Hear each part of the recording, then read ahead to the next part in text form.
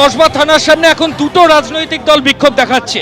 কিছুক্ষণ আগে প্রদেশ কংগ্রেস তারা রাস্তা অবরোধ করেছিল, গিয়ে তারা বালিশ আর তোষক নিয়ে এসে এবং থানার গেটে শুয়ে পড়েছেন। তাদের বক্তব্য রাজ্যে আইন শৃঙ্খলা নেই, আইন শৃঙ্খলাও শুয়ে পড়ার মতো অবস্থা, তাই তারা এইভাবে প্রতীকী অবস্থান করছেন। তাদের যখন প্রতীকী অবস্থান চলছে সেই সময়ই আবার দেখা গেল যে রাকেশ সিং এর নেতৃত্বে বিজেপি এই মুহূর্তে প্রায় 30-40 জন তারা রাস্তার গার্ডরেল ভেঙে দিয়ে এই মুহূর্তে কসবা থানার সামনে এসেছেন এবং কসবা থানার যে মেন গেট সেটা ভেঙে তারা ভেতরে যাওয়ার চেষ্টা করছেন। আমাদের ক্যামেরা পার্সন দেখাচ্ছেন একদিকে পুলিশ আছে, অন্যদিকে রাকেশ সিং এর নেতৃত্বে বিজেপির কর্মী সমর্থকেরা রয়েছেন। অর্থাৎ কসবা থানার সামনে এই মুহূর্তে ধুন্ধুমার পরিস্থিতি। একদিকে প্রদেশ কংগ্রেস তারা হাতে জুতো এবং তার পাশাপাশি তোষক বালিশ নিয়ে থানার সামনে শুয়ে পড়েছেন।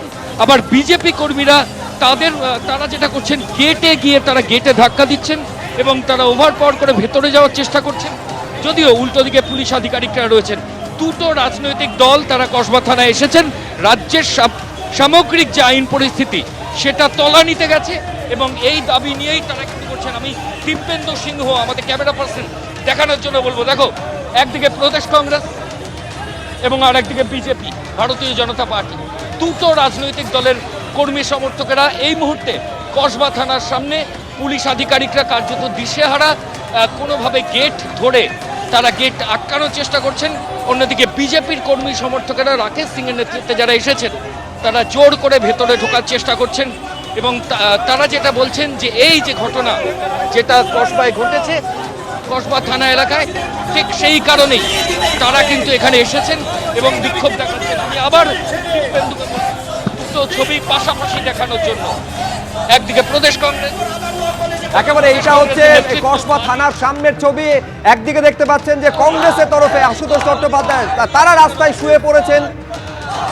প্রশাসনকে পশ্চিমবঙ্গে তৃণমূল ঘুম পাড়িয়ে দিয়েছে, তাই জন্য আমরাও এখানে শুয়ে আছি বালিশ দিয়ে। কি করব, কোথায় যাব? পুলিশ প্রশাসনের বিরুদ্ধে তারা বলছেন যে তারা ঘুমিয়ে পড়েছেন, তার জন্য এই প্রতীকী অবস্থান একদিকে বিজেপির এবং অন্যদিকে প্রদেশ কংগ্রেস। একেবারে একসঙ্গে দেখা যাচ্ছে যে বিজেপি এবং কংগ্রেস তারা একসঙ্গে কসবা থানার সামনে যখন অবস্থান করছে, বিক্ষোভ দেখাচ্ছে। একই ছবি এআইডিএসও তারা দেখাচ্ছে, এই যে ল কলেজ তার সামনে তারা বিক্ষোভ দেখাচ্ছে। পাশাপাশি দুটো ছবি দেখতে পাচ্ছেন, একদিকে বিজেপি এবং কংগ্রেসের বিক্ষোভ, অন্যদিকে এআইডিএসওর বিক্ষোভ। ঘটনাটি ঘটেছে তারই বাইরে দেখতে পাচ্ছ যে এআইডিএসও বিক্ষোভ প্রদর্শন করছে।